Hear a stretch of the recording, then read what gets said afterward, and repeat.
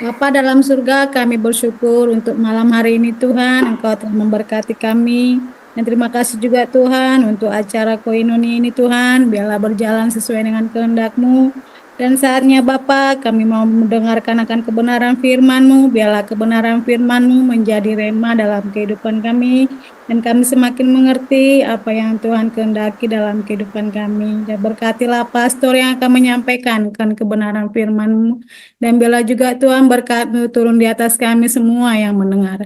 Dalam nama-Mu Tuhan Yesus, kami berdoa dan mengucap syukur. Amin. Terima kasih Pastor.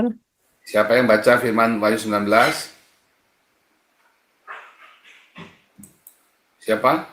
Nanti Pak Ferdinand tungguin ya, kesimpulannya saya yang menyimpulkan nanti Pak Ferdinand. Karena kita hari ini mau belajar yang pertanyaannya Pak Ferdinand itu ya, tahu aja nih Pak Ferdinand nih, karena sudah chemistry-nya udah nyambung sama kita ya, jadi udah nebak ya. Siapa yang baca nih Wahyu 19? Mestinya Albatros atau Pak Jiwono. Oh Pak Dokter dulu aja deh. Mana Pak Dokter? Silakan Pak Dokter, baca Wahyu 19.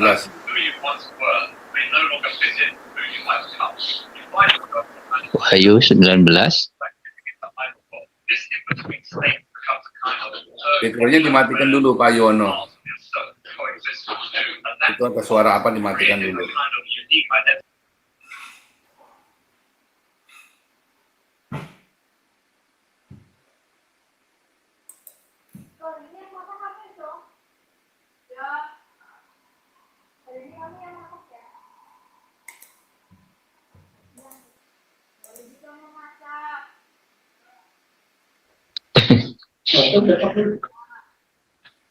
Wahyu 19.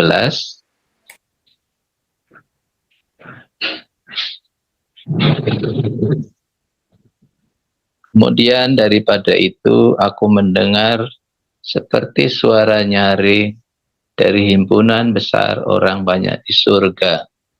Katanya, haleluya, keselamatan dan kemuliaan dan kekuasaan adalah pada Allah kita. Sebab benar dan adil segala penghakimannya. Karena ialah yang telah menghakimi pelacur besar itu, yang merusakkan bumi dengan percabulannya. Dan ialah yang telah membalaskan darah hamba-hambanya atas pelacur itu. Dan untuk kedua kalinya mereka berkata, haleluya. Ya, asapnya naik sampai selama-lamanya. Dan ke-24 tua-tua dan keempat makhluk itu tersungkur dan menyembah Allah yang duduk di atas tahta itu. Dan mereka berkata, amin, haleluya. Maka kedengaranlah suatu suara dari tahta itu. Pujilah Allah kita, hai kamu semua hambanya, kamu yang takut akan Dia, baik kecil maupun besar. Lalu aku mendengar seperti suara himpunan besar orang banyak, seperti desau air bah dan seperti deru guru yang hebat, katanya, haleluya, karena Tuhan Allah kita yang Maha Kuasa telah menjadi Raja. Marilah kita bersukacita dan bersorak-sorai dan memuliakan Dia, karena hari perkawinan anak domba telah tiba, dan pengantinnya telah siap sedia, dan kepadanya dikaruniakan supaya memakai kain lenan halus yang berkilau-kilauan dan yang putih bersih. Lenan halus itu adalah perbuatan-perbuatan yang benar dari orang-orang kudus. Lalu ia berkata kepadaku, tuliskanlah, berbahagialah mereka yang diundang ke perjamuan kawin anak domba. Katanya lagi kepadaku, perkataan ini adalah benar, perkataan-perkataan dari Allah. Maka tersungkurlah aku di depan kakinya untuk menyembah Dia. Tetapi ia berkata kepadaku, janganlah berbuat demikian. Aku adalah hamba, sama dengan engkau dan saudara-saudaramu yang memiliki kesaksian Yesus. Sembahlah Allah, karena kesaksian Yesus adalah roh nubuat. Lalu aku melihat surga terbuka, Sesungguhnya ada seekor kuda putih, dan ia yang menungganginya bernama Yang Setia dan Yang Benar. Ia menghakimi dan berperang dengan adil, dan matanya bagaikan nyala api, dan di atas kepalanya terdapat banyak mahkota, dan padanya ada tertulis suatu nama yang tidak diketahui seorang pun, kecuali ia sendiri.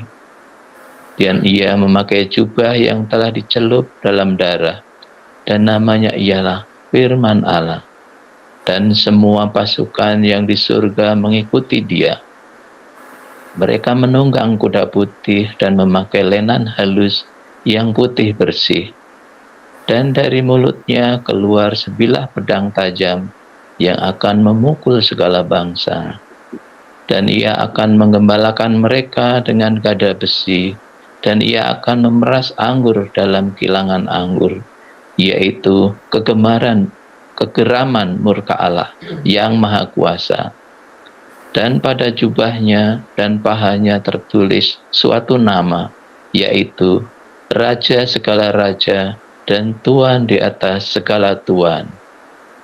Lalu aku melihat seorang malaikat berdiri di dalam matahari, dan ia berseru dengan suara nyaring kepada semua burung yang terbang di tengah langit, katanya, marilah ke sini dan berkumpullah untuk turut dalam perjamuan Allah, perjamuan yang besar, supaya kamu makan daging semua raja, dan daging semua panglima, dan daging semua pahlawan, dan daging semua kuda, dan daging semua penunggangnya, dan daging semua orang, baik yang merdeka maupun hamba, baik yang kecil maupun yang besar.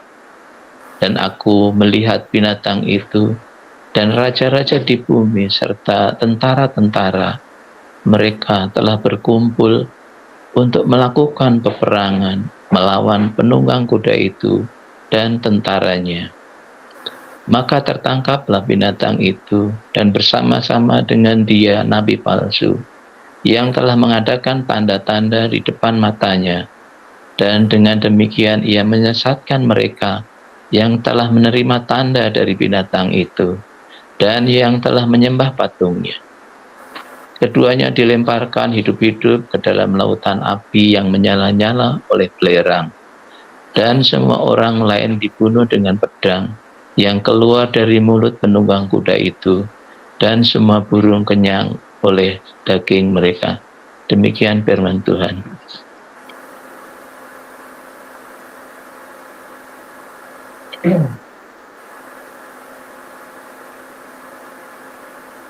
Ini yang albatros nggak ada nih Pak. Apa perlu saya bacain Pak? Boleh lanjut saja ya? Ya, Lanjut aja Oke. Pak Awe. ya Pak Juwono lanjut.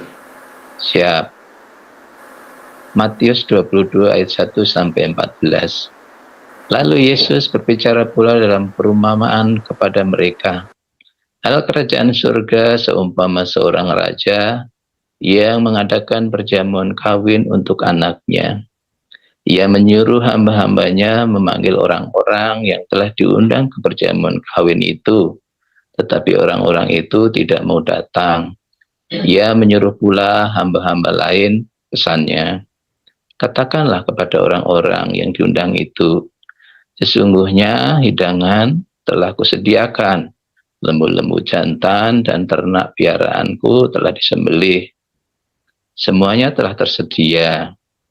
Datanglah ke perjamuan kawin ini. Tetapi orang-orang yang diundang itu tidak mengindahkannya. Ada yang pergi ke ladangnya, ada yang pergi mengurus usahanya, dan ada yang lain menangkap hamba-hambanya itu, menyiksanya dan membunuhnya.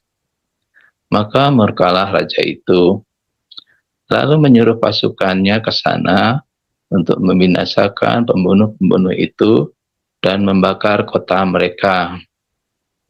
Sesudah itu ia berkata kepada hamba-hambanya, perjamuan kawin telah tersedia, tetapi orang-orang yang diundang tadi tidak layak untuk itu. Sebab itu pergilah ke persimpangan jalan, dan undanglah setiap orang yang kamu jumpai di sana ke perjamuan kawin itu. Maka pergilah hamba-hamba itu, dan mereka mengumpulkan semua orang yang dijumpainya di jalan-jalan, orang-orang jahat dan orang-orang baik, sehingga penuhlah ruangan perjamuan kawin itu dengan tamu.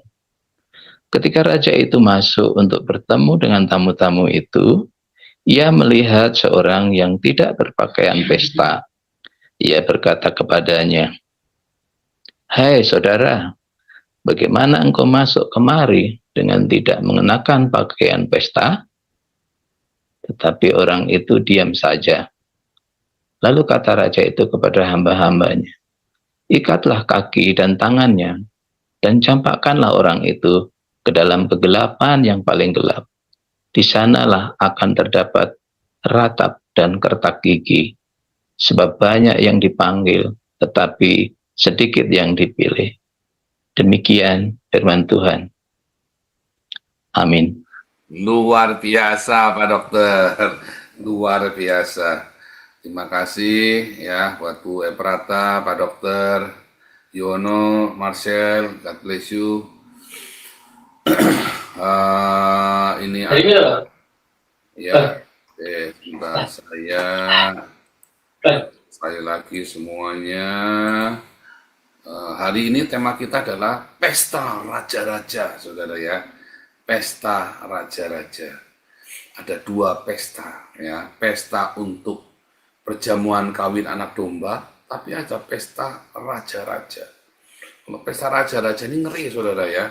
Pesta Raja-Raja ini artinya pemusnahan umat manusia, ya. Pemusnahan.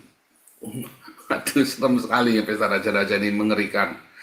Kata Tuhan Yesus dalam Matius 24, di mana banyak bangkai, burung nasar berkerumun, ya. Di mana banyak bangkai, burung nasar berkerumun, saudara. Ya, dan kalau kita tadi baca di dalam Wahyu 19, ya, dikatakan, saya ini aja ya, saya share screen lagi.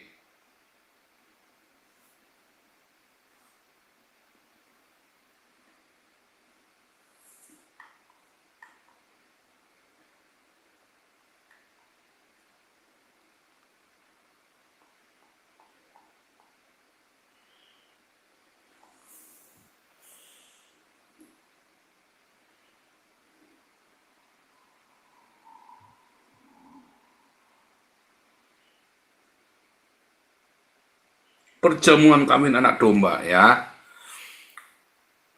Aku mendengar suara himpunan besar orang banyak seperti desau air bah, seperti deru guruh yang hebat, ya. Karena apa? Karena hari perkawinan anak domba telah tiba, pengantinnya telah siap sedia. Kepadanya dikaruniakan supaya memakai kain lenan halus berkilauan. Ya, itu di hari apa, saudara? Di hari perkawinan anak domba. Kita sudah berapa kali cerita ini ya, bahwa kain lenan halus ini ternyata kain lenan halus adalah dia dikayosune, perbuatan benar, ya. Dikayosune itu adalah sadek dalam bahasa Ibrani. Ya, dikayosune, ya, dikayosune atau sadek ini, itu udah berapa kali belajar ini ya. Dikai Yosune atau Sadek. Dikayosune ini akan berbuah diakonia, ya. Sadek ini akan berbuah sadekah. Penting ini, saudara ya. Sedekah atau diakonia, ya. Nah, nanti kita akan ini ya, lebih detail lagi. Tuliskanlah, berbahagialah mereka yang diundang ke perjamuan kawin anak domba. Perkataan ini adalah benar, perkataan dari Allah. Ya, lalu kita buka tadi di dalam Matius, ya. Di dalam Matius 22, ya, tentang ayat 1 sampai 14, lihat pertama kali apa? Hal kerajaan surga seumpama seorang raja mengadakan perjamuan kawin untuk anaknya. Ia menyuruh hamba-hambanya memanggil orang-orang yang telah diundang ke perjamuan kawin itu, tetapi orang-orang tidak mau datang. Ya, ia menyuruh pula hamba-hamba lain, katakanlah kepada orang-orang yang diundang, sesungguhnya hidangan telah kusediakan, lembu jantan, ternak piarangku telah disembelih. Semuanya telah tersedia, datanglah ke perjamuan kawin. Ini saudara ya, tapi orang-orang diundang tidak mengindahkannya. Ada yang pergi ke ladangnya, ada yang pergi mengurus usahanya, ada yang menangkap hamba-hambanya, menyiksanya dan membunuhnya. Maka murkalah raja itu lalu menyuruh pasukannya ke sana membinasakan pembunuh-pembunuh itu dan membakar kota mereka. Ya. Nah, ini yang ayat 7 ini adalah perjamuan raja-raja, saudara ya. Wah, ini gara-gara pesta nikah, saudara ya. Gara-gara pesta nikah ini dunia hancur lebur ini gara-gara pesta nikah seorang raja, anak raja, ya, anak domba. Dunia hancur lebur. Intinya adalah tentang pernikahan anak domba, saudara. Di mana terjadi manusia. Ya, tadi yang Pak Ferdinand nanya ya, di mana manusia yang harusnya adalah gambar dan rupa Yesus. Saudara, Yesus itu adalah Adam yang kedua, saudara. Yesus yang 33 tahun itu ya, adalah Adam yang kedua.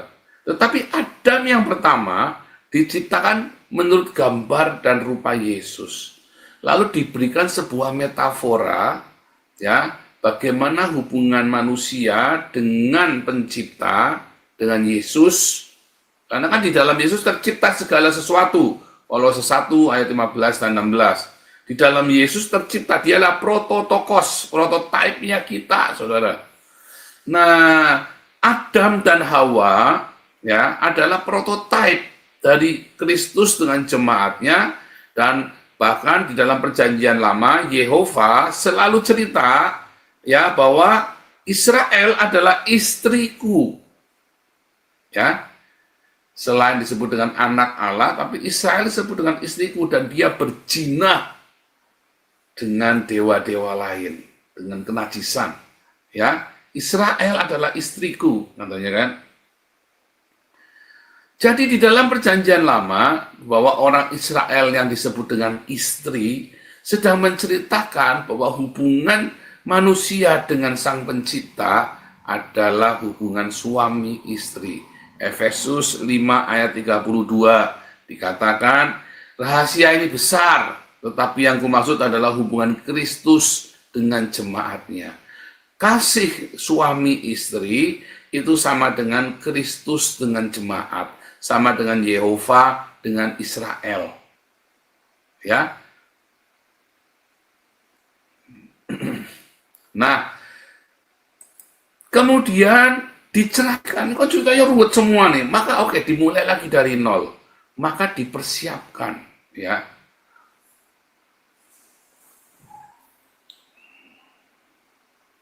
Sebentar ya.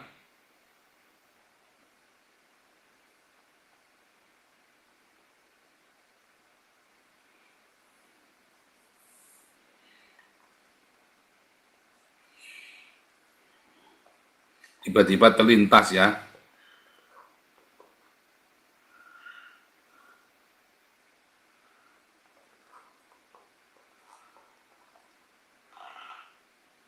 Baik.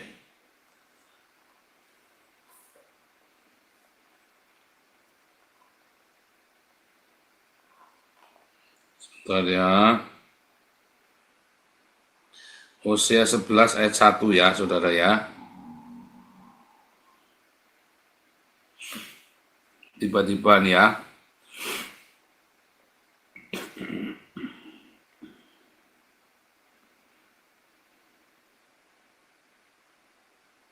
Tentu lihat ya. Israel masih muda, kukasih dia. Dari Mesir kupanggil anakku itu, makin kupanggil mereka, makin pergi mereka dari hadapanku. Mereka mempersembahkan korban kepada para Baal dan membakar korban kepada patung-patung, padahal akulah yang mengajar Efraim. Efraim itu kata gantinya Israel, saudara ya. Karena kata Efraim atau Yusuf menggantikan kata Israel, saudara ya. Yang disebut anak sulung itu Efraim, saudara ya. Karena dia memberi makan seluruh orang Israel waktu di Mesir ya. Lalu kita lihat, saudara ya.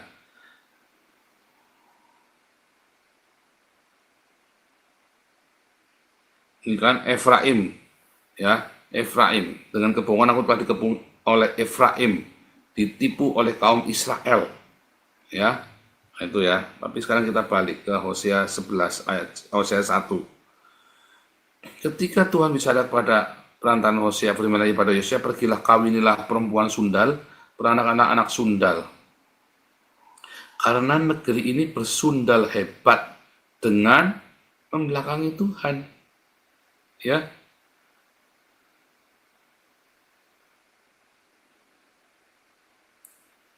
Nah, di manakah surat cerai ibumu? Nah, ini ya.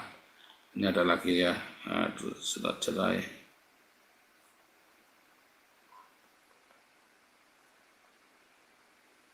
Yesaya 50 ayat 1 ya. Ini tiba-tiba terlintas di kepala saya, saudara ya. Yesaya 50 ayat 1, coba lihat. Demikianlah firman Tuhan, di manakah gerangan surat cerai ibumu, tanda aku telah mengusir dia? Kepada siapakah di antara penagih hutangku aku pernah menjual engkau? Ya. Jadi hubungannya itu benar hubungan suami istri, saudara ya. Dan dari kecil, makanya tadi kan dari kecil ku panggil. Nah, kita juga sama, saudara. Makanya kita begitu kita menerima Yesus Kristus sebagai Tuhan dan Juru Selamat, kita disebut lahir baru sama seperti bayi, saudara. Kita disebut dengan lahir baru sama seperti bayi yang haus akan susu yang murni. Ya, lahir baru sama seperti bayi. Lalu bayi ini mengalami akil balik. Ya, coba kita buka lagi 1 Petrus 2 ya kalau nggak salah, saudara ya. Ini semua tiba-tiba saya merasa harus, nah ini ya. Jadilah sama seperti bayi yang baru lahir. Sebelum kamu menjadi istri, kamu harus menjadi bayi yang baru lahir. Lahir baru, saudara. Kamu kalau tidak lahir baru, kamu tidak bisa, saudara. Ya, untuk memulai perjalananmu bersama Tuhan, kamu harus lahir baru dulu, saudara. Ya, dibaptis dan dipenuhi dengan Roh Kudus, yaitu remanya Tuhan Yesus. Ya, bukan kira baraba, kamu kira baraba belum tentu kamu lahir baru, hati-hati, saudara ya. Kamu orang-orang GBI, orang-orang karismatik yang suka kira baraba lawas, belum tentu kamu lahir baru loh. Kamu latah, hati-hati. Kamu harus lahir baru, yaitu dibaptis dengan air, mengaku Yesus Kristus adalah Tuhan dan Juru Selamat. 2, kamu dibaptis dengan air, lalu kamu hidupnya harus penuh dengan remanya Tuhan Yesus. Itulah Roh Kudus. Karena Yesus berkata dalam Yohanes 6 ayat 63, remaku adalah roh dan hidup. Remaku, perkataanku adalah pneuma dan zoe. Jadi kamu harus penuh dengan remanya Tuhan Yesus. Penuh dengan roh. Ya, Yohanes 6 ayat 63.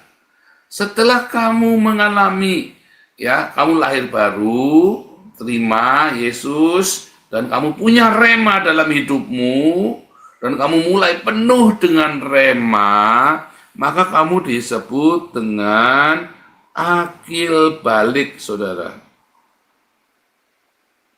Ya, Galatia 4 ayat 3. Selama kita belum akil balik, kita takluk kepada roh dunia. Jadi kalau kamu belum penuh dengan rema, maka kamu baru punya rema, ya kan? Orang kan terima Yesus, ya, pertama kamu terima Yesus, wah senang karena ada rema dalam hidupmu, maka kamu bisa terima Yesus. Ya, aku memutuskan terima Yesus. Tapi untuk kamu punya rema di dalam hidupmu, maka bukan sekedar rema saja, tapi dipenuhi oleh semua rema Tuhan Yesus hidupmu. Banyak sekali rema sampai meludak, saudara ya. Akhirnya kamu berbahasa roh. Karena ada banyak sekali pencerahan kamu rema, dan kamu tiap hari dengan segenap hati. Makanya orang kalau kamu masih tersinggungan, masih ngamukan, ngentutan, ngantukan, yang belakang itu tadi saya, saudara ya. Tapi kalau kamu masih tersinggungan, responmu masih tidak baik, masih dengki, kamu masih suka pakai barang-barang mewah, maka berarti kamu belum kepenuhan rema.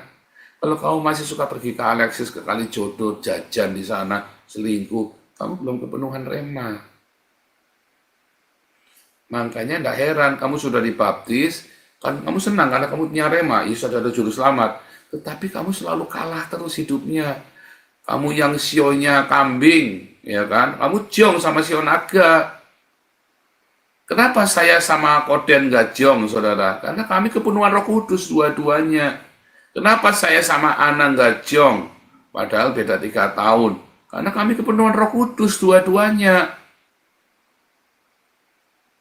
Ya, Anda yang wetonnya nggak pas. Kalau kamu penuh Roh Kudus, kamu tidak akan lagi takluk kepada roh dunia. Karena kamu udah di bawah hukumnya kerajaan sorga. Kalau kamu belum kepenuhan rema, maka kamu akan hidup dengan hukum kerajaan dunia ini. Yaitu Efesus 6, penguasa-penguasa di udara. Ya kan, Efesus 6 kan? Kamu harus takluk kepada mereka, karena inilah hukum dunia ini bekerja. Primbon, sio, horoskop. Kamu tidak akan cocok. Ya kan? Ada bintang yang bintang buruk menaungi kamu, karena kamu masih hidup di dalam hukum dunia ini. Bukan hukum negara Indonesia, hukum Belanda, bukan KUHP, KUH Perdata, bukan itu yang saya maksud. Bukan itu yang Tuhan maksud, tetapi hukum alam roh ini. Karena alam roh dunia ini bekerja dengan suatu tatanan, saudara. Kalau kamu orang pakai horoskop Cina, kamu akan hidup dengan horoskop Cina itu. Ya kan? Tahun-tahun sialnya kamu. Gitu ya, nangkap ya. Makanya kamu harus penuh Roh Kudus. Karena apa, saudara? Sama, di usia 12 tahun perempuan, di usia 13 tahun laki-laki harus bar mitzvah. Ya.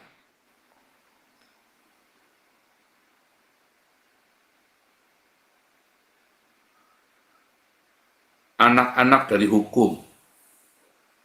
Sebelum kamu bar mitzvah, kamu tidak boleh menikah. Itu ada aturannya. Bar mitzvah anakku, kalau kamu belum bar mitzvah menikah, kamu dasarnya hukumnya apa? Kamu boleh dijodohkan dalam Talmud Nidah itu, kamu boleh dijodohkan Talmud Nidah 5b. Kamu boleh dijodohkan, tapi kamu tidak bisa berhubungan seks. Kamu tidak akan berbuah. Kamu hanya bisa dijodohkan oleh orang tuamu kepada orang lain, tapi kamu tidak bisa berhubungan seks kalau kamu belum bar mitzvah atau bat mitzvah perempuan, ya. Kalau kamu belum di bawah hukum apa? Hukum Torah. Tetapi kita orang percaya pada Yesus, Torahnya sudah ditaruh di hati kita, yaitu Roh Kudus. Yaitu Roh Kudus. Roh Kudus itu apa? Remanya Tuhan Yesus. Kalau kamu belum kepenuhan dengan remanya Tuhan Yesus, kamu tidak bisa jadi mempelai. Jadi kalau kamu yang mati sekarang, dan kamu belum dipenuhi dengan rema dari sorga, remanya Tuhan Yesus, kamu belum bisa jadi mempelai, saudara. Halo? Anda harus paham yang saya ngomong ini ya. Aduh Pak, Papa saya sudah penuh rema belum? Ya saya tidak tahu, yang tahu hanya Dia dengan Tuhan. Saya hanya ngasih tahu kamu. Tapi tandanya orang yang penuh dengan remanya Tuhan Yesus, bukan berbahasa roh. Bukan. Ya, tanda orang kepenuhan Roh Kudus, tanda orang yang penuh dengan rema, tanda orang yang hidupnya dipimpin oleh Roh Kudus. Tandanya dia adalah punya kasih, punya sukacita, damai sejahtera, kebaikan, kemurahan, kelemah lembutan, kesabaran, kesetiaan, penguasaan diri. Kalau masih ngamukan, tersinggungan, saya jamin dia belum punya remanya Tuhan Yesus. Ya mutungan, ngilangan, kan? Kalau kamu pelit, kikir, kalau kamu selalu gemerungsung, ya, kalau kamu tidak sabaran, kalau kamu tidak setia, ya, baik tidak setia kepada majikanmu, baik kamu tidak setia kepada istrimu, suamimu, sama saja intinya kamu tidak setia, kan? Yang berkhianat itu loh, orang yang suka berkhianat. Kamu tuh belum punya rema. Kamu tidak akan pernah jadi mempelai. Jadi kamu yang masih suka selingkuh, jangan kepedean. Hati-hati loh. Kamu ya yang suka ngamukan, kamu yang tersinggungan, mutungan, jangan kepedean. Ya, kamu yang suka berkhianat, jangan kepedean, saudara ya. Kamu belum bisa jadi, kamu mati hari ini, kamu tidak akan pernah jadi mempelai Kristus, saudara. Mengapa disebut mempelai? Ya, nanti dulu ya. Intinya kamu sekarang harus akil balik dulu. Manfaat dari akil balik, ya manfaatnya adalah kamu tidak lagi hidup menurut hukum dunia. Kamu tidak ada lagi jong, ndak jong, betonnya, apa gelap, beton apa, kamu tidak ada urusan dengan beton lagi. Tidak ada urusan dengan horoskop lagi. Begitu kamu dipenuhi Roh Kudus yang berlaku hidupmu, ya bahkan bukan garis tanganmu, gelap garis tanganmu nggak akan bisa kebaca. Karena kamu punya ketentuan, ketetapan Tuhan Yesus sendiri. Asal kamu penuh dengan remanya Tuhan Yesus. Ya, lalu kamu menjadi mempelai. Setelah akil balik, baru boleh jadi mempelai, saudara. Ya, kalau kamu sudah akil balik, sudah bar mitzvah, maka kamu boleh menikah. Jadi tidak ada tuh Maria ibu Yesus menikah umur 3 tahun gundul peang. Tidak ada. Belum bar mitzvah 3 tahun, 12 tahun baru bar mitzvah. Terus ditambah 3 tahun lagi, mereka biasanya untuk apa? Dididik. Jadi orang Yahudi biasanya menikah umur 15 tahun. Biasanya ya, minimum. Gitu ya. Nah, itu tentang akil balik. Sekarang kita masuk ke mempelai. Nah, untuk menjadi mempelai di dalam kedewasaan, makanya kamu harus ada dewasa di dalam iman, bertumbuh di dalam iman, supaya kamu disiapkan menjadi mempelai, diberikan tanggung jawab setelah kamu bar mitzvah, setelah kamu kepenuhan Roh Kudus, setelah kamu kepenuhan remanya Tuhan Yesus, kamu diberi tanggung jawab, saudara. Nah, kemudian kamu belajar tentang kesetiaan sama Tuhan di dalam pencobaan, di dalam semua hal kehidupan. Bukan aktif di gereja, bukan ya, saudara ya. Tetapi ada kasih. Kalau ada kasih, ada kebencian. Di dalam kebencian, kamu tetap punya kasih. Di dalam segala kedukaan, kamu ada sukacita. Di dalam tekanan yang luar biasa, ada damai sejahtera. Iya kan? Di dalam semua perbuatan-perbuatan yang tidak baik kepadamu, kamu tetap ada kebaikan, ada kemurahan, ada kesabaran. Itu respon-respon itu. Penting tadi ya, Bu Linda, kita persiapkan untuk menjadi gadis-gadis yang bijaksana. Ya kan, dengan tadi ya, melakukan aksi diakonia. Oh, gampang, saudara. Kalau cuman begitu saja, oke, tunggale. Tapi saat kamu gesekan dan kamu tetap bisa mengasihi, bisa nggak tuh? Begitu kamu bisa, itulah kamu mengumpulkan minyak urapan. Kalau nggak bisa mutung hilang, ya begitu urapannya terkumpul nih, tiba-tiba kamu berzina karena lalat mati merusak seluruh minyak urapan. Perzinahan itu, ya, lalat mati itu perzinahan itu, ya, kenajisan, roh najis ya. Kenapa lalat? Karena tadi Beelzebub itu ya, raja lalat itu kan. Lalat mati merusak seluruh Beelzebub itu. Tiga roh najis, perzinahan, dusta, fitnah itu ya. Dusta dan fitnah itu tadi ya. Dan kemudian apa saudara? Penyembahan berhala, idolatry. yang merusak seluruh minyak urapan itu ya. Paham ya? Kemudian saudara, kita masuk ke pesta perjamuan kawin. Semua diundang, saudara. Semua diundang. Kalau kisahnya Yesus itu tadi, yang di dalam Matius 22, ya, itu lagi cerita apa, saudara? Orang Israel. Yang pertama kali diundang, selalu orang Israel, orang Yahudi. Tapi orang Yahudi ini banyak yang nggak mau, alasannya banyak. Bahkan nabi-nabinya yang diundang ke dalam perjamuan kawin anak domba, dibunuh, saudara. Nabi-nabi pesuruh-pesuruh dibunuh. Orang-orang yang menyerukan untuk bertobat, untuk kembali, ya kan, menjadi mempelai Kristus, menjadi mempelainya Jehovah, dihajar, saudara, dibunuh. Ya, nah, itu konteksnya tadi kalau Matius 22 itu adalah untuk orang Yahudi ya. Tetapi kita lihat, saudara ya, dalam Matius 22 tadi.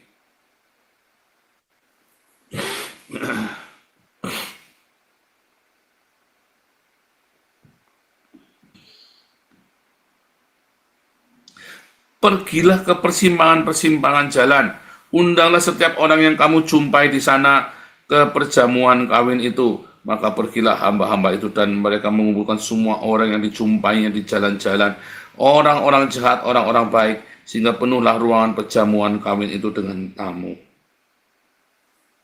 Saudara, yang diundang itu akhirnya bukan cuma orang Israel, tapi yang dianggap orang-orang lewat, orang jalanan, orang-orang asing. Orang-orang asing itu siapa, saudara? Gembel-gembel, secara hurufiah ya. Secara hurufiah, makna orang asing ya adalah gembel. Ya, secara hurufiah, makna dari orang asing itu adalah gembel. Jadi kalau barang siapa memberi tumpangan kepada orang asing, yang memberi itu kamu menolong gembel-gembel itu, gelandangan itu, saudara. Orang-orang non-Yahudi itu dianggap orang asing, gembel, gelandangan. Ya, orang Yahudi, orang non-Yahudi, ya, atau Gentiles. Kita ini goyim, nama lainnya ya. Kita inilah para gembel, gelandangan. Tetapi secara hurufiah, benar-benar hurufiah, itu adalah benar-benar orang-orang miskin, saudara. Rumahku harus penuh. Saudara, itulah sebabnya kita di Eropa, kita undang orang-orang homeless yang tidak punya rumah, yang tidak kuat makan, tidak bisa makan, kita kumpulin di gereja kita, saudara. Kita kasih makan, ya. Kita kasih makan.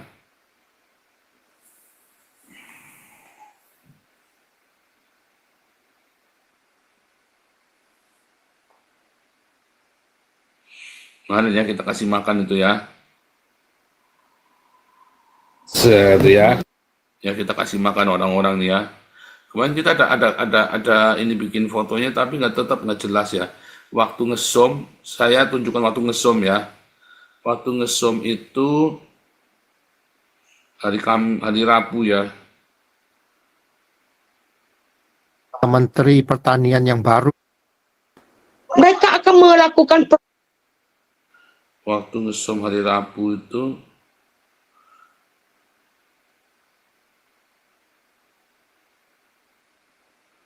ya. Sampai Hamas bisa membangun terowongan segitu banyak.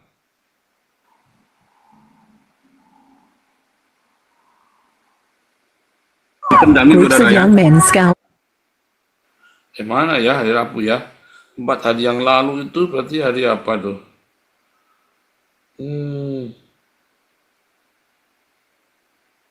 Itu kan hari ini Senin, hari Minggu, hari Senin, hari Selasa, 10. hari ini ya.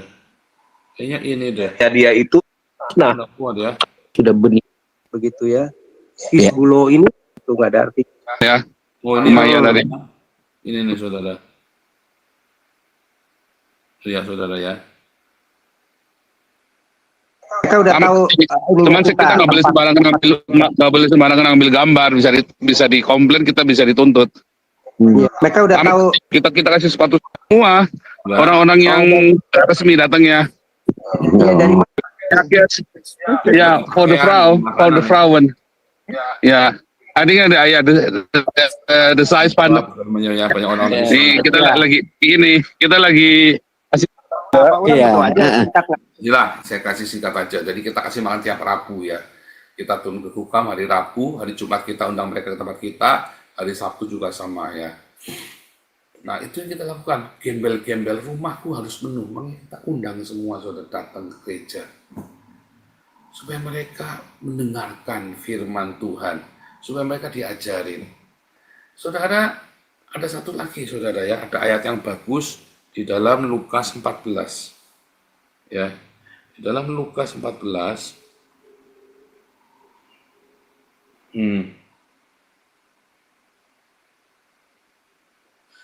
Siapakah yang harus diundang?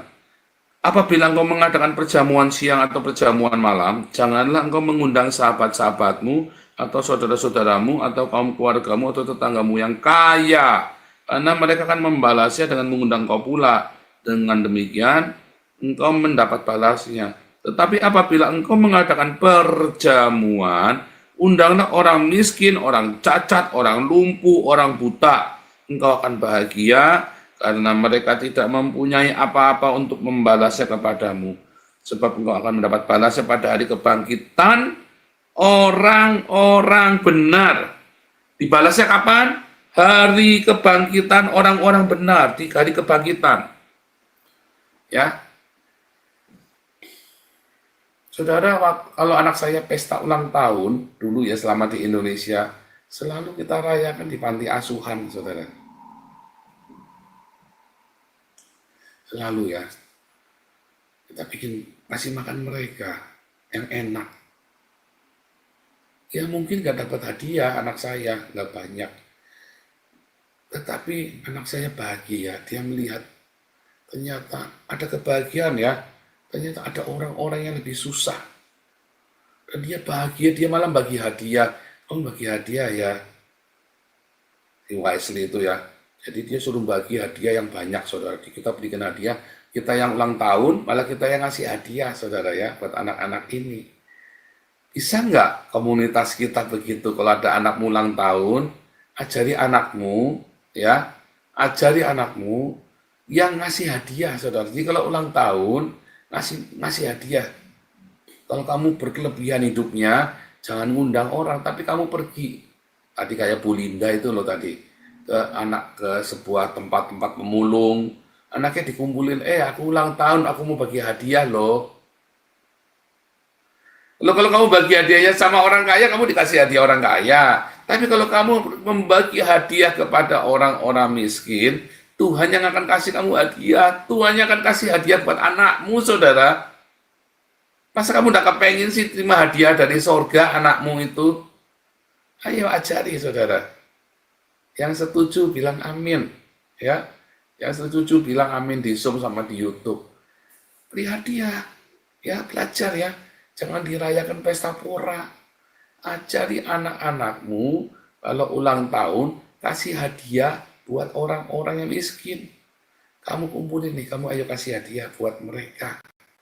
Itu saudara, yang itulah ajaran Tuhan Yesus yang benar. Makanya saksi Yehova kan tidak boleh merayakan ulang tahun.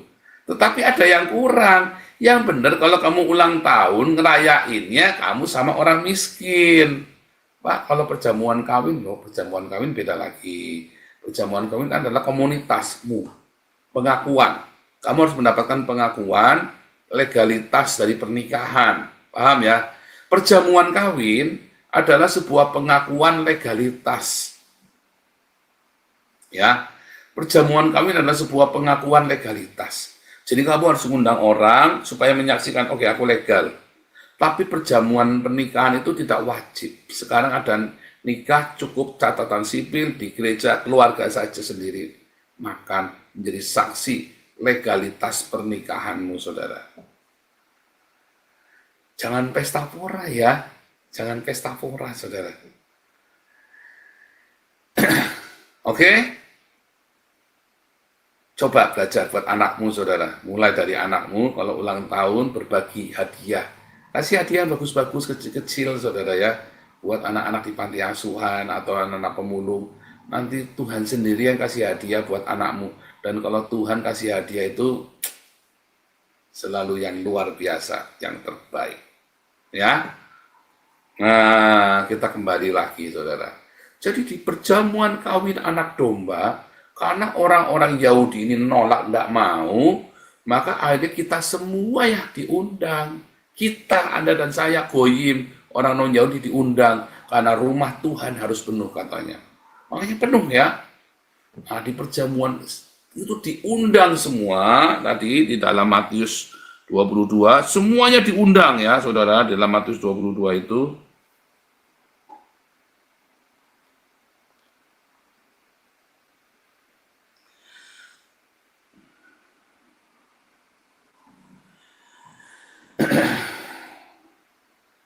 Ketika raja itu masuk untuk bertemu dengan tamu-tamu, ia melihat ada yang tidak berpakaian pesta. Seorang yang tak berpakaian pesta, ia berkata kepadanya, "Hai saudara, bagaimana engkau masuk kemari dengan tidak mengenakan pakaian pesta?" Tapi orang itu diam aja, ia nggak bisa, memang nggak bisa jawab.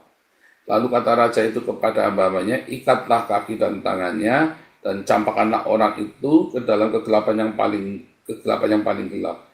Di sanalah akan terdapat ratap dan kertak gigi." Ya, saudara ya.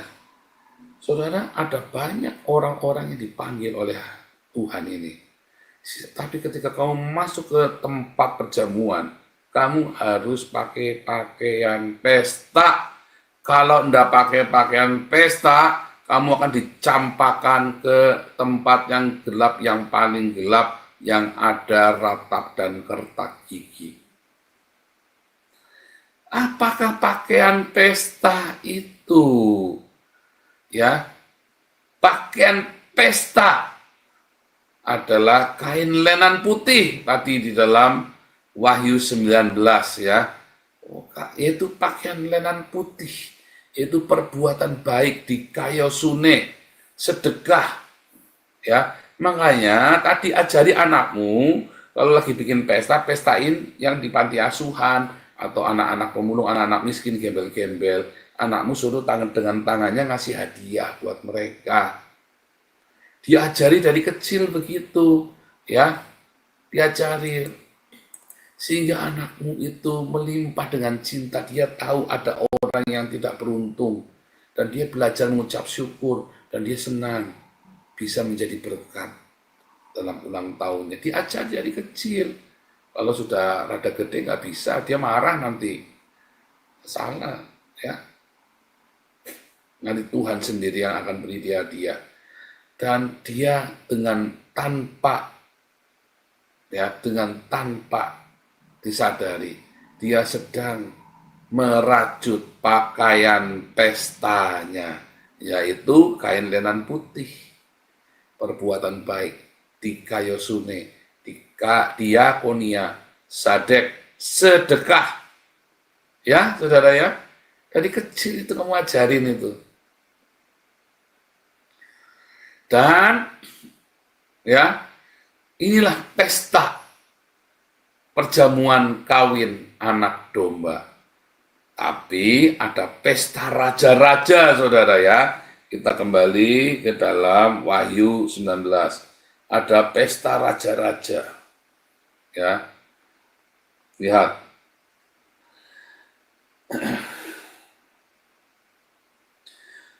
Aku melihat pintu surga terbuka, sesungguhnya ada seekor kuda putih, ia yang menungganginya bernama Setia dan Benar, yang benar. Ia menghakimi dan berperang dengan adil. Matanya bagaikan nyala api dan di atas kepalanya terdapat banyak mahkota. Padanya tertulis nama yang tidak diketahui seorang pun kecuali ia sendiri. Ia memakai jubah yang telah dicetup dalam darah dan namanya ialah Firman Allah. Kita sudah tahu Yesus Kristus adalah Firman Allah. Ya. Dan semua pasukan yang di sorga mengikuti dia, menunggang kuda putih dan kain lenan halus putih bersih. Siapa? Kita, saudara. Tadi yang punya kain lenan halus putih bersih. Orang-orang yang suka berdiakoni. Jadi Damaris itu mengenakan pakaian lenan putih, saudara. Ya, Damaris itu adalah pasukannya Tuhan Yesus. Ya, kita di akhir zaman selalu harus terus berdiakonia, itulah pasukan dengan lenan yang halus putih bersih. Kitalah pasukan yang pasukannya Tuhan Yesus. Orang pasukan diakonia, saudara ya. Pasukan sedekah, massal. Makanya ayo wujudkan kita 10.000 bungkus setiap hari. Kita sekarang ini ya, masih 1.000 ya setiap hari. Ayo saudara, berdiakonia yang kencang sekuat tenaga. Kita mau wujudkan 10.000 sehari, saudara. Ya. Lihat, dari mulutnya keluar sebilah pedang tajam. Apa itu pedang tajam? Ada dua, saudara. Alkitab menuliskan pedang yang tajam. Satu adalah logos. Lihat ya, di dalam Ibrani 12. Ya, firman Tuhan, pedang bermata dua ya. Mana? Ibrani 12 ayat malah hilang.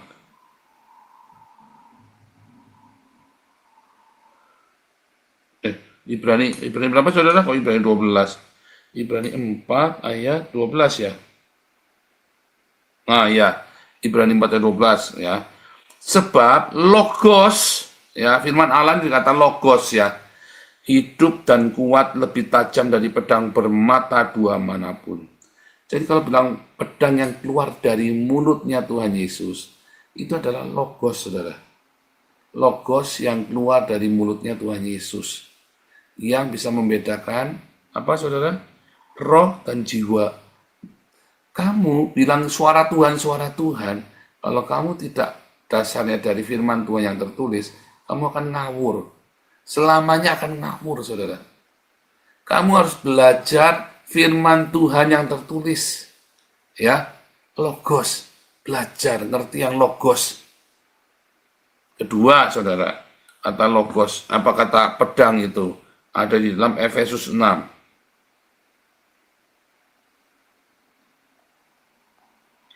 Ya, kenakanlah, ya, dan terimalah ketopong keselamatan dan pedang roh, saudara, yaitu firman Allah, yaitu rema. Setelah kamu punya logos, kamu harus punya rema dalam hidupmu, saudara. Kalau kamu punya logos dan rema, dua hal ini ya, logos, rema dalam hidupmu. Kamu harus punya rema, saudara. Itulah yang mengalahkan musuh-musuh kita. Ketika kamu menjadi pasukan dari penunggang kuda putih yang namanya firman Allah, kamu, yaitu Yesus Kristus, kamu adalah pasukan diakonia, pasukan sedekah. Yang memberikan sedekah, kamu harus pegang. Karena musuh-musuh akan dikalahkan dengan logos dan rema yang dari Tuhan Yesus. Ya, supaya kamu jangan disesatkan. Supaya kamu jangan diombang-ambingkan, saudara. Jangan disesatkan dan jangan diombang-ambingkan.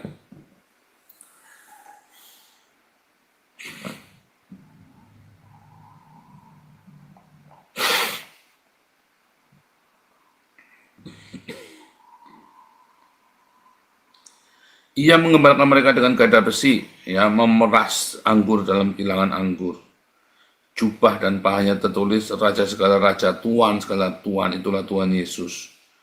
Ya, itulah yang menjelang, ya, ketika ketika Yesus datang, dia akan membunuh musuh-musuhnya, mengalahkanmu. Membunuh itu dalam arti metafora tentunya kan.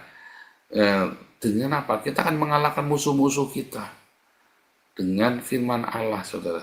Logos dan rema, juga pasukannya adalah pasukan orang-orang yang bersedekah, yang berdiakonia. Terus, aku melihat binatang itu dan raja-raja di bumi serta tentara-tentara mereka berkumpul untuk melakukan peperangan melawan penunggang kuda dan tentaranya. Tertangkaplah binatang itu bersama dengan dia nabi palsu, ya, antikris itu ya, yang mengadakan tanda-tanda depan mata. Dengan demikian ia menyisakan mereka telah menerima tanda dari binatang itu, yaitu yang bersyahadat. Orang-orang yang bersyahadat itu, saudara ya, orang-orang yang bersyahadat kepada Islam itu nanti akan, ya apa saudara, dilemparkan hidup-hidup ke dalam api yang menyala belerang. Orang-orang dibunuh dengan pedang yang keluar dari mulut penunggang kuda itu, dan semua burung kenyang oleh daging mereka, saudara. Ada dua arti jasmani dan arti rohani. Di arti rohaninya, saudara, semua fitnah, semua dusta dari orang-orang Islam itu di akhir zaman itu kan habis, selesai, saudara. Nggak bisa. Karena Islam kan dibangun dari kebohongan, dari hoax. Tetapi yang kedua, arti jasmania. Ingat, dua saksi Allah ini adalah orang Yahudi dengan orang Kristen. Orang Kristen memaknainya dengan metafora. Sekarang kita balik. Tadi kan kita dengan metafora makna rohania. Karena orang Kristen berperang dengan ideologi, dengan apa namanya, dengan moralitas, nilai-nilai kehidupan dan ideologi.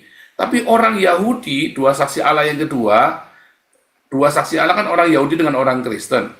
Orang Kristen berperang melawan ideologi dan moralitas, orang Yahudi berperang dengan fisik, saudara. Dia punya teknologi. Kalau tadi dengan firman yang keluar dari mulut Allah, pedang yang tajam, bisa nggak itu laser? Iron beam tadi Anda lihat, kayak pedang tajam kan. Tapi api dari langit, menurunkan api dari langit. Bisa kan? Itu adalah perang dunia yang terakhir, di mana teknologi digunakan dengan luar biasa. Ya. Dan juga apa yang terjadi, saudara? Dan orang-orang Islam ini kan memusuhi Yahudi, mengeroyok orang Yahudi, mau membinasakan orang Yahudi. Dilawan, dihancurkan sama orang Yahudi ini, saudara. Benar-benar diratakan secara fisik, perang, benar-benar perang konvensional. Tadi ya, sudah ditunjukkan tadi iron beam tadi ya. Tadi ya, saudara, ada iron beam ya. Mana tadi iron beam? Ini ya. Ya. Kan? Oh kan. Api yang ini tadi ya, dua saksi Allah. Api yang dari langit dengan sebilah pedang yang tajam ini apa, saudara? Kita lihat ya. Mengalahkan musuh. Nafas luar dari mulutnya. Di Yesaya berapa, saudara?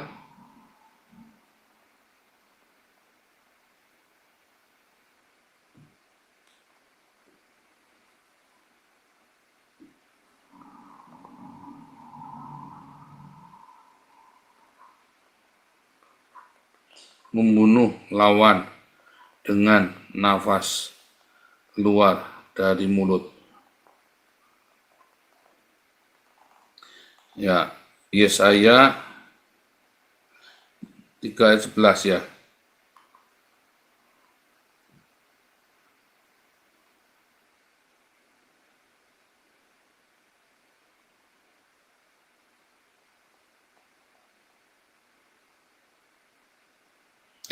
Kok ini? Mengalahkan musuh ya, membunuh dengan nafas keluar dari mulut. Kok hilang ya tadi ya? Ya akan membunuh musuhnya dengan nafas yang keluar dari mulut ya. Ya, jangan kita pegangin dulu nih ya. Firman yang keluar dari mulutku tidak akan kembali kepadaku dengan sia-sia. Ya, ini ya, firman yang keluar dari mulutku. Tapi nanti ada ayatnya, nafas yang keluar dari mulut ya. Tuhan, benar ya. Sebentar, ini ada, kita buka di dalam Wahyu 19, dalam The Net Bible biasanya ada ya. Ayat terakhir ya, nanti kita kasih kesimpulan. The other sword, killed by the sword is by his mouth. Ini ada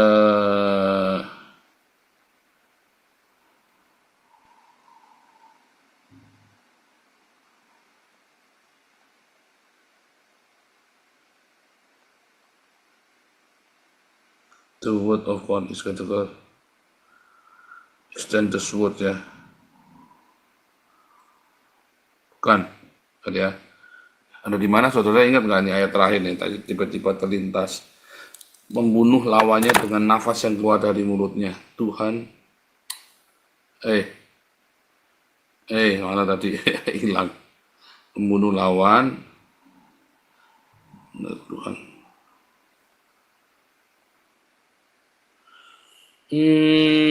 Dengan hukumku keluar sebilah pedang. Ya, hukumku keluar dari sebilah pedang. Ini ada ya, Yesaya 6 ayat 5. Tapi bukan itu ya, ada satu ya. Keluar dari nafas, dari mulut Allah. Itu bang.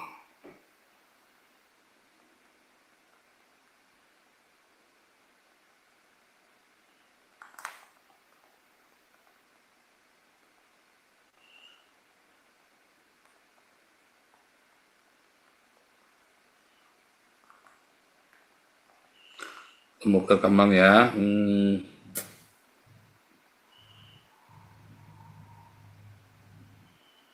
Jadi ada ayat di Yesaya, Tuhan mengalahkan musuhnya dengan nafas yang keluar dari mulutnya, saudara. Sebentar nih, waduh nih, langsung. Sebentar, saudara, ada di mana nih? Paulus yang ngawur, apanya yang ngawur nih? Aduh, kamu nih. Orang ada-ada aja ya, saudara ya. Terakhir ya, ini ayat terakhir malah nggak ketemu gitu ya toh. Sebentar ya, ada satu ayat terakhir mengalahkan musuhnya, Tuhan mengalahkan musuh, bukan mengalahkan ya, membunuh ya. Kalau di Ayub 41 Pak, Ayub Mana?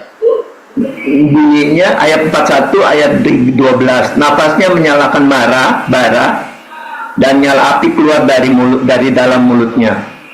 Bukan itu. Dan Yesaya 11 ayat 4 kayaknya nih. Yesaya 11 ayat 4 ini ya, ini. Kata kuncinya nih. Ini. Nah, ini kayaknya ini ya. Nah, benar ya. Yesaya 11 ayat 4, ia akan menghakimi orang lemah dengan keadilan. Lihat ya. Menghajar bumi dengan perkataannya, ya. Dengan nafas mulutnya. Ia akan membunuh orang fasik, saudara. Nah, ini ayatnya, Yesaya 11 ayat 4 ya. Ia membunuh dengan pedang, mengalahkan musuhnya dengan pedang yang keluar dari mulutnya. Ia mengajar dengan perkataannya. Tadi pedang itu kan logos dan rema. Nah, nafas itu rohnya Tuhan. Tadi rema, saudara ya. Tetapi dalam makna yang sesungguhnya, dalam makna hurufiahnya, itu benar-benar tadi dengan teknologi tadi yang dihancurkan ya. Maka siapakah Raja Tuhan segala Tuhan? Itu kan Mesias. Apakah Mesias? Mesias itu orang Israel dan orang Kristen juga. Tapi ada Mesias, Sang Mesias. Nah, kita sekarang cerita penafsiran Mesias bagi orang Yahudi. Bagi orang-orang Israel ini akan perang dengan teknologi dan akan mengajukan dengan badai, saudara. Mengajukan bukan cuma dengan api yang turun dari langit, tapi benar-benar dengan nafas yang keluar dari mulut Allah.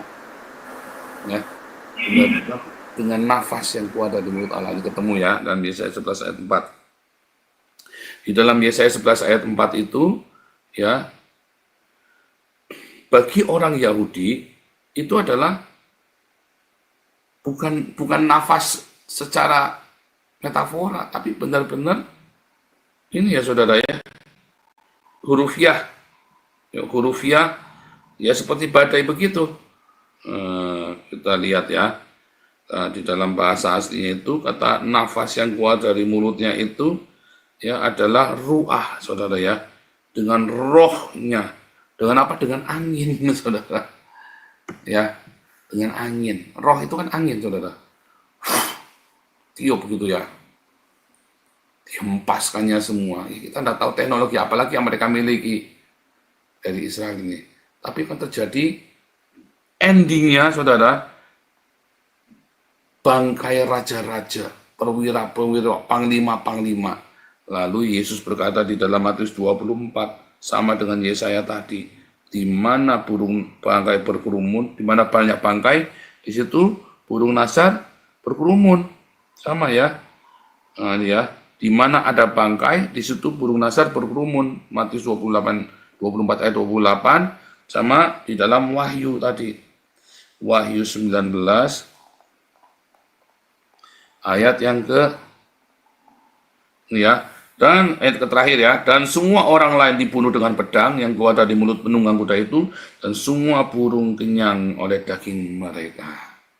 Ini benar-benar pembantaian secara hurufiah. Memang ada begitu ceritanya dengan satu teknologi yang seperti badai, saudara ya. Mati semua, dihempaskan. Bom hidrogen juga gitu ya. Bom apa itu namanya?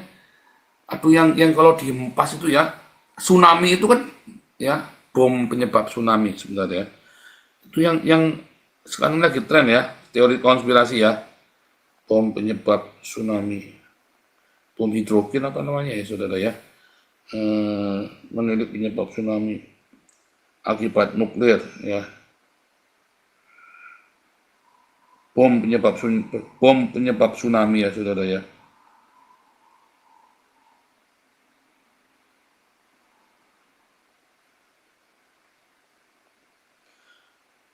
Mana? Kok hilang? Ngawur ini.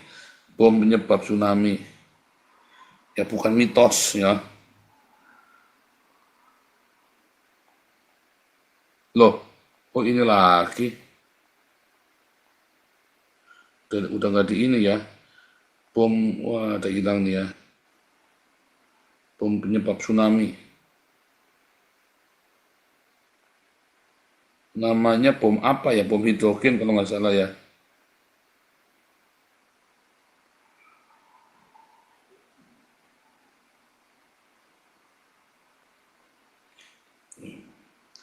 Akibat ledakan bom nuklir katanya ya, tapi bukan ya, saudara ya. Bom hidrogen kalau nggak salah ya. Jadi bomnya itu nggak kelihatan, saudara ya. Dihempaskan, tapi keluarnya itu dampaknya itu mungkin gelombang angin atau gelombang laut yang dahsyat, saudara. Itu yang terjadi ya, saudara ya. Sebentar. Kita lihat di YouTube ya, kadang-kadang di YouTube lebih bagus informasinya. Bom tsunami. Bom hidrogen kayaknya ya. Nah, bom apa elektronik ya, bom hidrogen ya. Kan ya, saudara ya. Bukan bom hidrogen. Jadi bom yang menyebabkan waktu di bom itu enggak apa-apa, saya lupa namanya ya, saudara ya. Waktu di bom itu enggak apa-apa.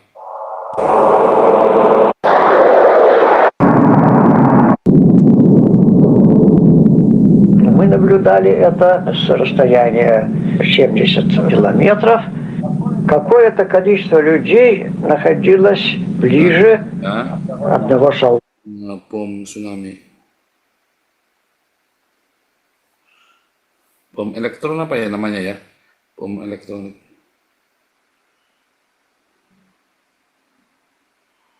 This video was made here at Real Life Lore, where zombie apocalypse's greatest passions into one video.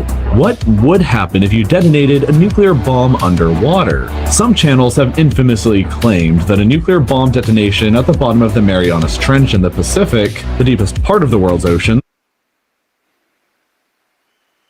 Nah, bukannya saya ketemu. Jadi di bom itu dia nggak keluar apa-apa, sudah nggak kelihatan ledakannya, tapi dampaknya itu berupa gelombang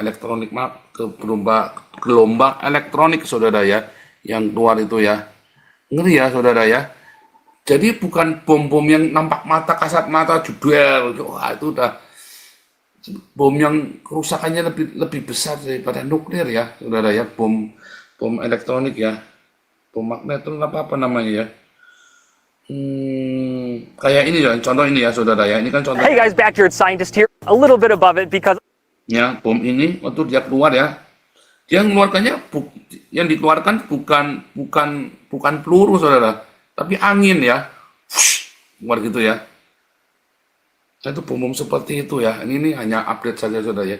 Dulu Pak Toping pernah ngomong, saya lupa namanya ya, saudara. Dulu Pak Toping pernah kasih tahu. Terus saya baru kepikir, oh iya ya, itu nafas yang keluar dari mulut Allah itu ya, nafas yang keluar dari mulut Allah itu. Itu bom-bom seperti itu kan Israel itu kan kalau bikin bikin senjata itu idenya dari perjanjian lama saudara, dari kitabnya mereka ya. Namanya bom fusi. Siapa yang saudara bom apa saudara namanya ya? Bom wave.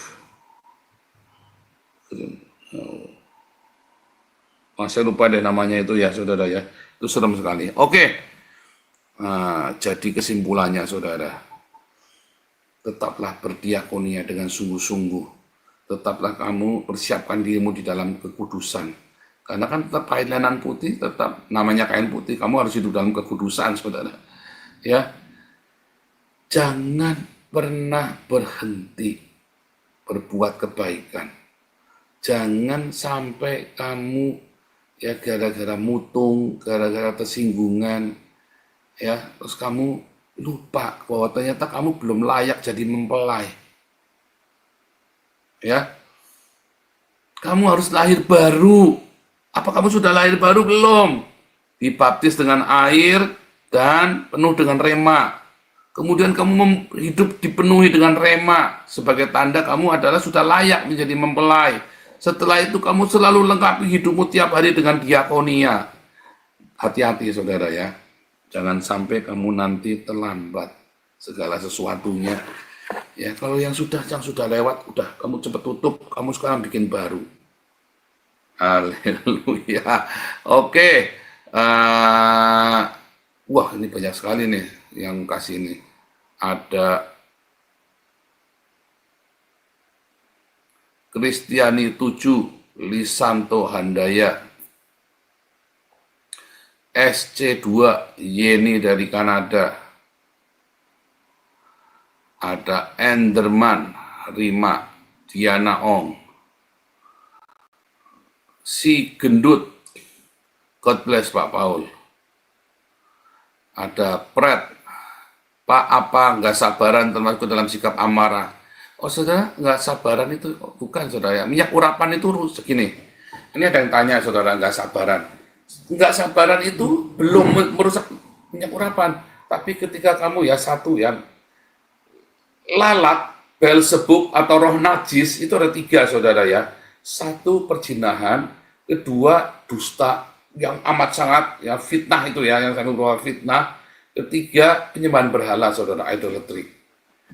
Ya ketika kamu tergantung sama horoskop, sama apalagi saudara, sama sio-sio, kamu tergantung banget ya, hidupmu dikendalikan oleh itu, kamu nanya dukun, paranormal, itu roh najis saudara. 3 roh najis itu apa? 3-tiganya ada pada Islam ya.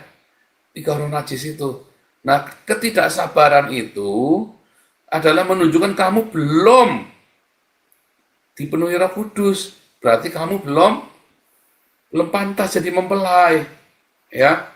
Kamu tidak dipimpin oleh Roh Kudus, makanya kamu akhirnya berdosa. Gitu ya. Esther Sinsu dari Amerika. Doa untuk negeri. Oke, God bless you semuanya. Mungkin, tapi udah malam ya, udah jam 11 ya, karena tadi kita mulainya ke siang. Mungkin 1 pertanyaan, kalau ada yang nggak ngerti, saudara, boleh ya. Kita ada hadiah Natal untuk komunitas Hagios Embun Pagi, ya. Anda bisa kirimkan ke layar yang di layar Anda ya. Tetapi kita juga ada Project Eropa, saudara ya. Saudara, kita ada Project NTT. Nanti kita akan update setiap 2 minggu sekali untuk Project NTT ya. Kita sudah siap, kita mau bangun gereja di NTT, kita mau kasih sembako, kasih makan siang, dan bikin bangun gereja dan bikin pertanian ya saudara ya. Kita mau garap Soe dan Keva, kita sudah kirim orang di sana, kita tanam orang, kita udah survei ya. Bu Lianti dan Marcel sudah berangkat ya, jadi udah siap. Kita semua sekarang sedang dibuat proposalnya, uangnya nanti dicairkan. Saudara yang ingin berpartisipasi di dalam penginjilan dunia, ya untuk Soe Keva, untuk proyek-proyek kita yang di Eropa yang sudah jalan, dan mungkin kita juga lihat tadi yang Australia ini coba Pak David mau sampai di mana dengan Bro Welly ya. Saya bilang bikin yang serius sekalian, yang gede sekalian penginjilan supaya berdampak. Haleluya. Oke, kalau tidak ada pertanyaan lagi, kita akan akan merecite Shema Israel, saudara. Termobarik bom, mungkin ya, termobarik bom, bukan ya, bom thermal. Bukan ya, nama bomnya itu Pak Tobing pernah ngomong ya, terus tak cari, tak tunjukkan ke Anda itu ya, dung, gitu ya, bisa hilang semua gitu ya. Jadi nggak ada tuh, waktu bom itu meledak, Anda cuma ngeliat gelombang aja, cuma ya, terus tiba-tiba itu menyebar ya saudara ya, itu bisa satu kota hancur semua tuh, ya, dan nggak ada suaranya, nggak ada suara ya, dung, cuma gitu aja ya. Memang itu gelombang elektromagnetik ya. Wah, jadi penasaran kan? Elektromagnetik.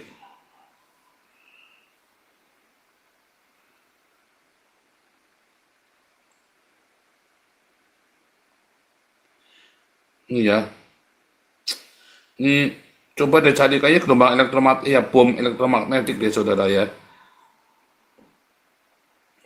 Pulse weapon ya, pulse weapon. Kayaknya ini ya. EMP. Oh, EMP ya saudara ya. EMP bom. Nah, EMP bombs ya. EMP bom benar ya saudara ya. Ini dia.